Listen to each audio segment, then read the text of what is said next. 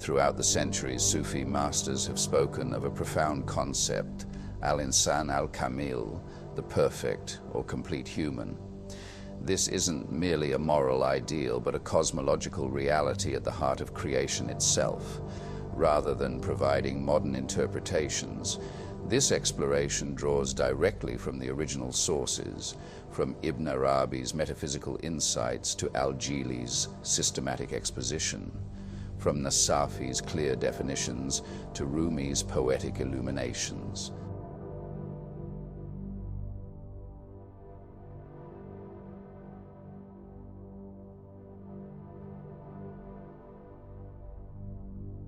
Ibn Arabi, writing in the 13th century Andalusia, formalized this understanding in his monumental works.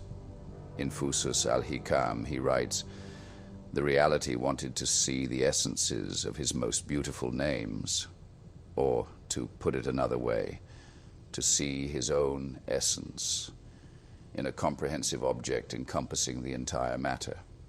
So the perfect human is the spirit of the cosmos, while the cosmos is like a body for this spirit.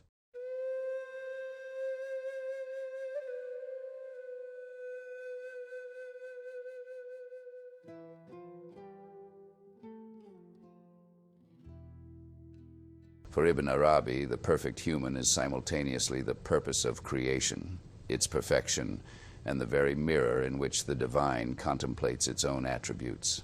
As he states, "Man is to God as the pupil is to the eye, through which the act of seeing takes place." For this reason, he is called Insan, human, for by him God looks at his creatures and shows mercy to them.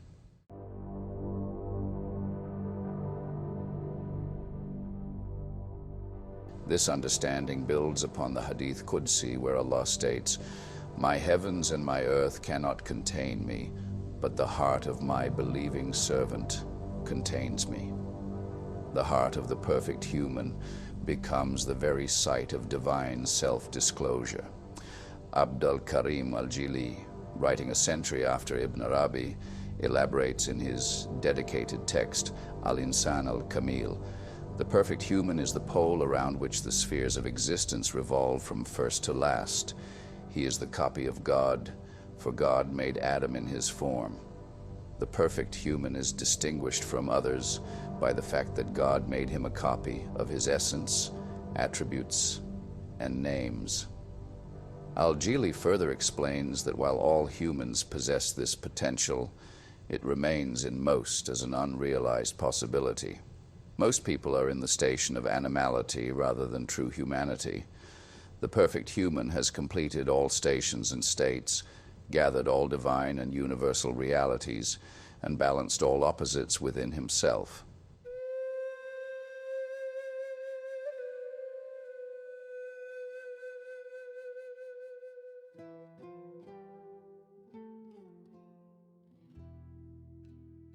A central aspect of the perfect human concept is the correspondence between human nature and cosmic reality.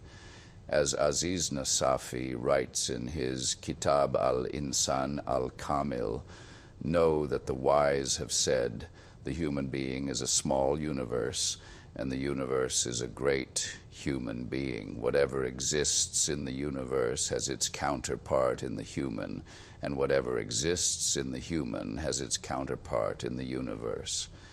This relationship between microcosm and macrocosm appears throughout Sufi literature. Rumi expresses it poetically in the Mathnawi, "You are the microcosm, but in reality you are the macrocosm. Outwardly, the branch is the origin of the fruit. Intrinsically, the branch came into existence for the sake of the fruit." For these masters, human consciousness contains within itself all levels of reality, from the most dense material existence to the most subtle spiritual realm.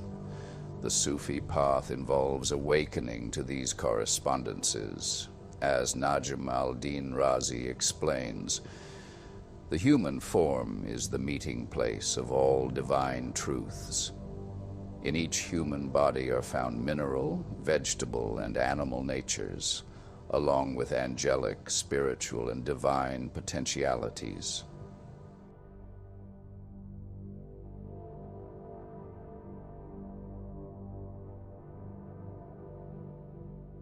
According to Ibn Arabi and his successors, the perfect human manifests all divine attributes in perfect balance.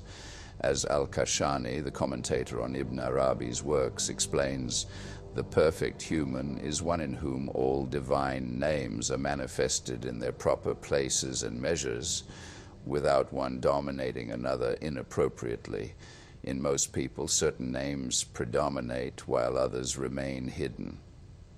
This understanding connects to the 99 names of Allah in Islamic tradition. Al-Jili writes, the perfect human knows God through all his names and attributes, not just some of them. He displays mercy without losing justice, shows power without losing gentleness, forgives without losing discernment. Rumi illustrates this balance through the metaphor of Moses and the shepherd. When Moses criticizes a shepherd for his seemingly improper, intimate conversation with God, divine wisdom corrects him. I have bestowed on each one a particular way of expression. I have given each one a particular form of prayer. The language of the heart is one thing, the tongue's another.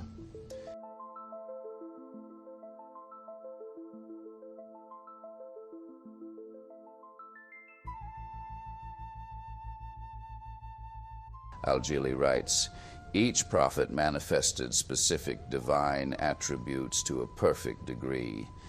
Adam showed divine forgiveness, Noah divine patience, Abraham divine friendship, and Moses divine speech, but Muhammad manifested them all in perfect balance. Rumi describes how these qualities continue to appear in the saints.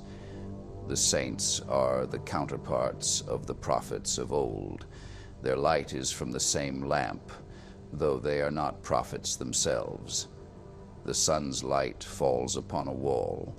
The wall receives the light as a loan. Do not call the wall the sun, though it shows the sun's brightness.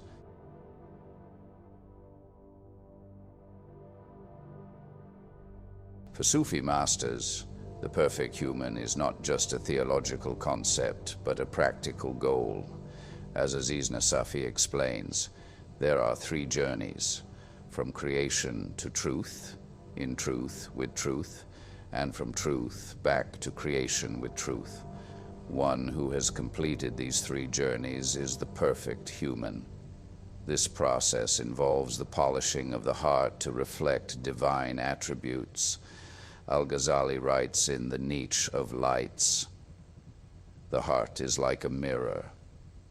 When polished through spiritual practice and purified from blameworthy characteristics, it reflects the realities of the divine realm, just as a spotless mirror reflects images placed before it.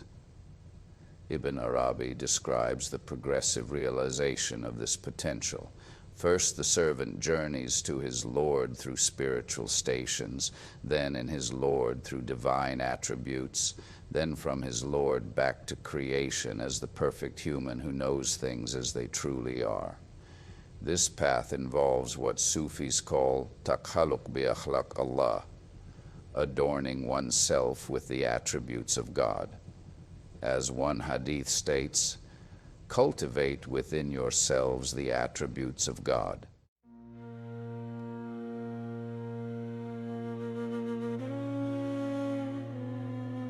A key aspect of the perfect human concept is the transcendence of seeming opposites. As Ibn Arabi explains, the perfect human unites all attributes, serving and being served, guiding and being guided, creating through divine permission and being created. He is both creature and creator, both servant and Lord. This paradoxical quality appears in the famous statement of Al-Hallaj, Ana al-Haq, I am the truth, which cost him his life, but was later contextualized by Ibn Arabi as the speaking of truth through a human vessel purified of separative identity. Al-Jili explains, the perfect human witnesses that he is the truth, al-haq, while simultaneously witnessing that he is a servant of the truth. This is the station of perfection where opposites are united. This unity transcends even the distinction between creator and created. As Rumi illustrates, I sought my own existence, but it was not other than you. In my separation, I was seeking reunion with you, not knowing that the seeker, the seeking, and the sought were all you.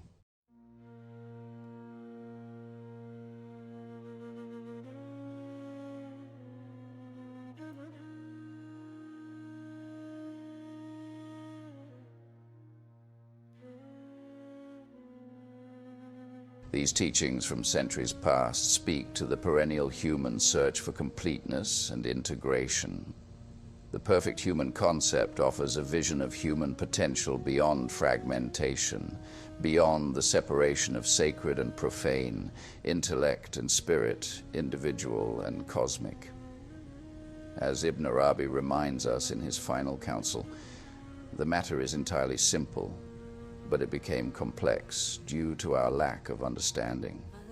All things in their reality are divine manifestations, while preserving their unique identities as creations.